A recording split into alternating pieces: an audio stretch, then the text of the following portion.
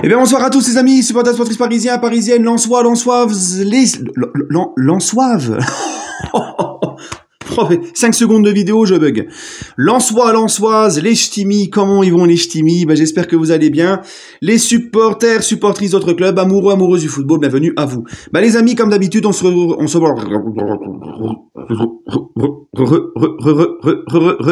Eh, mais c'est un truc de ouf. J'en ai marre des bugs. J'en ai marre, les gars. Hein? Bref, on se retrouve pour l'avant-match de, comme d'habitude, veille de match du Paris Saint-Germain, l'avant-match PSG Lens. Et quel match? Et on va y revenir. Les amis, j'aimerais donc, comme d'habitude, présenter l'équipe du soir, l'adversaire du week-end. Du soir, du week-end, revenir, reprendre, bref, laisse tomber, quoi. Franchement un carnage. Cette équipe de Lens qui est deuxième avec 63 points, d'accord, 5 points d'avance sur le quatrième, donc ils sont bien assis confortablement pour cette course pour le podium, d'accord. 30 matchs joués, 18 victoires, 9 nuls, 3 défaites. Le Racing Club de Lens est l'équipe qui a le moins perdu cette saison, même devant nous. J'y arriverai pas, c'est un délire, ça va s'enchaîner, bordel, j'en ai marre. Bon, bref, allez, faites pas attention. 50 buts marqués, 22 buts encaissés. Lens est également l'équipe qui a le moins encaissé de buts. 22 buts encaissés. C'est l'équipe qui a encaissé le moins de buts. On va y arriver, hein. Le moins de buts, vous avez vu, excusez-moi, je suis fatigué avec le ramadan et tout. 22 buts encaissés. D'accord. C'est la meilleure défense du championnat. Voilà. Les 5 dernières rencontres de Lens en Ligue 1, et je vous promets les amis, je vous jure que c'est même pas fait exprès, c'est un délire. Lens-Lille, 1 partout entre Lens et Lille, c'est les 5 derniers matchs de Lens en Ligue 1. Lens-Lille, 1 partout. Clermont-Lens, 4-0 pour Lens. Lens-Angers, 3-0 pour Lens. Rennes-Lens, 1-0 pour Lens. Lens-Strasbourg, 2-1 pour Lens. Donc vous voyez la dynamique quand même du Racing Club de Lens, 4 victoires consécutives. Ils vont être chauds comme la braise pour demain au Parc des Princes. Les 5 dernières rencontres entre le PSG et le Racing Club de Lens au Parc des Princes et en Ligue 1.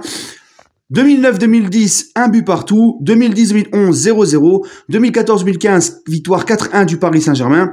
2020-2021, victoire 2-1 du Paris Saint-Germain. 2021-2022, 1 but partout, la saison dernière. Voilà. Au match aller, à Bollaert, on avait perdu 3-1 il n'y a pas si longtemps. Rappelez-vous. Voilà. Pour retrouver une victoire de Lens au Parc en Ligue 1, il faut remonter à la saison 2006-2007. 3-1 pour Lens au Parc. Voilà. En tout cas, les amis, un petit mot pour le Racing Club de Lens, parce que Lens, vous le savez, les gars, c'est une équipe qui était en Ligue 2 il n'y a pas si longtemps que ça. Lens, l'année dernière, a fait une super saison en Ligue 1. Ils ont fini 6e, ils ont surpris tout le monde parce qu'ils avaient grandi vite. C'est une équipe qui, depuis maintenant plusieurs saisons, propose du très beau jeu. Depuis qu'ils sont montés en Ligue 1, ils proposent un jeu, vraiment un très beau jeu agréable. C'est une ferveur exceptionnelle à Bollaert. Les supporters lensois sont des vrais passionnés. Il y a une vraie ferveur. C'est vraiment un club qui a tout mon respect parce que le travail qu'ils font depuis un certain temps, c'est un exemple de beau travail, le Racing Club de Lens. Voilà. Et ça doit être une inspiration pour beaucoup de clubs. Et Lens, c'est pas un club qui a énormément de budget. C'est pas un club qui fait partie des plus gros budgets de Ligue 1. Et pourtant, ils sont deuxième et demain, ils vont disputer le titre contre nous. Et ils sont bien partis pour finir sur le podium. Et ils jouent bien, ils ont une identité de jeu, ils ont un projet de jeu. Les supporters se régalent chaque week-end. Les Lensois, ils se régalent. D'accord? Parce que Lens travaille bien. Lens a des idées. C'est bien beau d'avoir de l'argent dans le football, mais si tu n'as pas d'idées, ça ne sert à rien. Regardez-nous, on a de l'argent, mais ça fait longtemps qu'on se fait chier même en Ligue 1, qu'on n'écrase plus la Ligue 1, qu'on galère même en Ligue 1, que le jeu c'est le néant, qu'on a des joueurs qui sont feignants, qui sont au petit trot, des joueurs qui en huitième de finale de Ligue des Champions sortent laborieusement parce qu'il n'y a pas l'état d'esprit, il n'y a rien, malgré tout notre argent. C'est bien beau d'avoir d'argent, mais avant tout, il faut avoir des idées. C'est pareil, les équipes qui se plaignent qu'ils n'ont pas beaucoup d'argent, inspirez-vous de Lens, inspirez-vous de ce que Lens fait depuis un certain temps. Tu vois, c'est pas... Au-delà d'avoir de l'argent, il faut des idées. Quand t'as pas beaucoup d'argent, il faut avoir surtout des idées, et des idées surtout. Hein, voilà, petit clin d'œil à Coluche. Hein, et voilà, donc bref, c'est comme ça. C'est comme ça, les amis. Et Lens, c'est un exemple dans ce domaine. Vraiment. Donc gros coup de chapeau à eux. Et comme je vous l'ai toujours dit, le travail paye. Le beau travail est toujours bien récompensé. Et ils sont pas là par hasard. Regardez par exemple, rien qu'au mercato. Jonathan Klaus, il part, il le remplace. Ils ont des joueurs qui partent, ils arrivent à les remplacer. C'est comme ça les gars, le Racing Club de Lens. Donc c'est un club qui bosse, qui anticipe, qui ont les bonnes personnes compétentes au bon endroit. Et ça va comme sur des roulettes. Voilà les amis. Hein. Bref, pour le match de demain... Bah écoutez, c'est simple, c'est marche ou crève demain. Demain, c'est un match à 6 points pour les deux équipes. Si le PSG gagne, tu t'installes un matelas hyper confortable jusqu'à la fin de saison parce que tu auras 9 points d'avance. Et puis, vu le calendrier qu'on a juste après Lens, c'est un calendrier beaucoup plus tranquille, on va dire, même si rien n'est joué d'avance, d'accord? Mais voilà, là, c'est le dernier gros match demain du Paris Saint-Germain. Après, on a des matchs assez faciles, on va dire. Donc, si tu gagnes, on va dire que quasiment le titre, il est en poche. Voilà, t'installes un matelas de ouf et je pense qu'il y aura vraiment plus trop de suspense. Par contre, si demain tu perds, ça relance tout. Ça relance tout et Lens, ils reviennent à 3 points. D'accord? Donc là, demain, je n'envisage pas autre chose qu'une victoire au PSG. Même si on me dit avec un nul, on aura quand même 6 points d'avance, c'est large. Non, les gars, on reste sur 2 défaites consécutives au parc. Je veux des joueurs du PSG demain qui rentrent au parc, ça recommence. Qui rentrent au parc avec l'envie, le couteau entre les dents. D'accord? Je veux un PSG qui se mette en mode finale demain. Un PSG qui, c'est leur occasion. Il faut même pas calculer. Demain, tu gagnes, t'installes un matelas, t'es quasiment champion, il y a quasiment plus de suspense. Donc demain, les mecs, ils doivent au minimum tout donner pour aller chercher ce 11e titre et ne plus trembler. Voilà. D'accord? Donc, on doit, même si Lens est une très belle équipe, comme je vous l'ai dit, avec du très beau jeu, avec leur 2e place, etc., le PSG, avec l'effectif que t'as, même avec les absents qu'il y aura demain, tu dois normalement leur marcher dessus à domicile si t'es impliqué un minimum. Voilà. Hein? Moi, j'envisage pas autre chose qu'une victoire demain. D'accord? Surtout après 2 défaites au parc en Ligue 1 consécutives.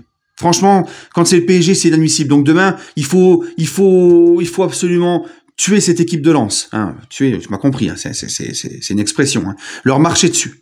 Voilà. Bref, les amis, pour ce qui est de Galtier qui a été en conférence de presse, comme je l'ai dit hier dans ma vidéo, je vais pas revenir dessus. Galtier, les amis, maintenant, s'il a vraiment fauté, il faut que les partis qui s'opposent à Galtier, puisqu'il a reçu que du soutien, maintenant, ceux qui disent Galtier, il a fait ceci, cela, maintenant, on veut des paroles. Il faut arrêter les messages subliminaux, il faut arrêter les stories Instagram, la vérité prend l'ascenseur pendant que le mensonge prend l'escalier, etc. Non, c'est le contraire. Enfin bref, tu m'as compris. Donc, il faut maintenant ces gens-là doivent parler si vraiment Galtier a fait des choses parce que c'est quelque chose de grave. Donc on attend. Galtier a dit qu'il allait porter plainte, il nous a confirmé que non, il n'était pas comme ça et qu'il n'était pas raciste, etc.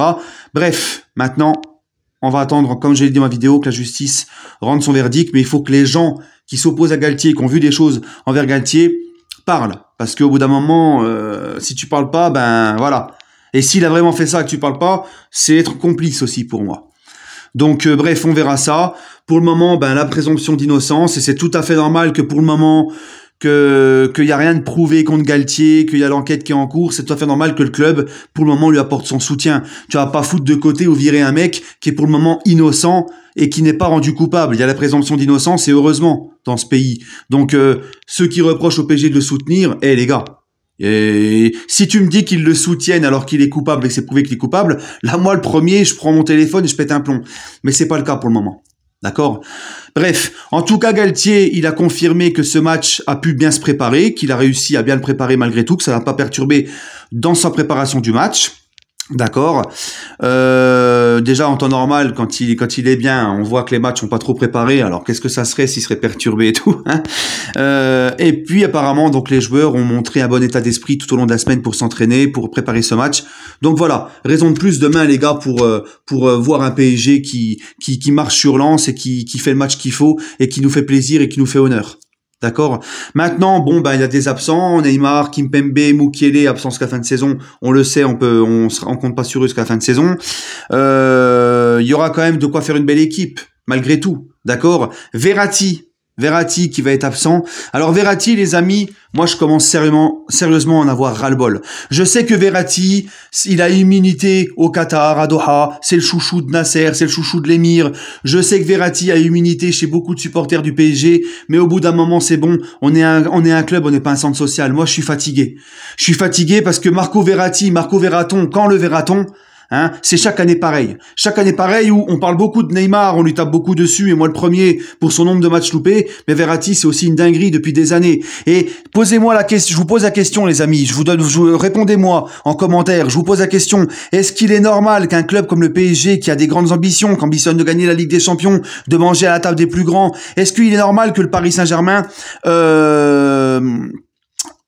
leur meilleur milieu de terrain, leur pilier au milieu, leur homme fort au milieu, c'est Marco Verratti qui est constamment blessé et qui ne progresse plus depuis longtemps, voire même qui régresse. C'est pas normal. Moi, c'est simple, les amis. Vous le prenez comme vous voulez. Je peux vous dresser une liste de pas mal de milieux de terrain en Europe qui apporteraient beaucoup plus que Verratti. Hein? Voilà. Quand j'entends des trucs du genre, il est le meilleur du monde, il fait partie des meilleurs du monde, non, ça c'est fini, ça. Ça c'était à l'époque de Carlo, c'était à l'époque encore de Laurent Blanc, tout ça, mais ça fait un certain temps que Verratti, c'est même pas top 10 des milieux de terrain en Europe pour moi. Voilà. Donc au bout d'un moment, faut arrêter. Il faut encore une fois, c'est la preuve qu'il faut recruter en urgence au milieu de terrain. Encore une fois, c'est pas normal que ça soit ce mec-là qui progresse plus, qui régresse, qui est tout le temps blessé, qui est l'homme fort de ton milieu. C'est une aberration pour un club qui a des grandes ambitions. Voilà. Et moi, les gars, Verratti, en plus de ça, depuis le retour de la Coupe du Monde, qu'est-ce qu'il apporte de plus qu'un Vitinha ou un Fabian Ruiz? Il est catastrophique. Il est clairement pas au niveau. Et en plus de ça, lui, tu peux pas dire que c'est la fatigue de la Coupe du Monde, il ne l'a même pas joué, la Coupe du Monde. Voilà. Donc moi, Verratti, je commence à en avoir plus que là aussi. Bref. Allez les amis, mon petit pronostic pour ce match. Je vois le PSG s'imposer, allez, 3-1 face au Racing Club de Lens. Et on prend les 9 points et on sera tranquille, on sera soulagé. En tout cas, je l'espère. Mettez votre pronostic en commentaire. Prenez soin de vous les amis et allez Paris.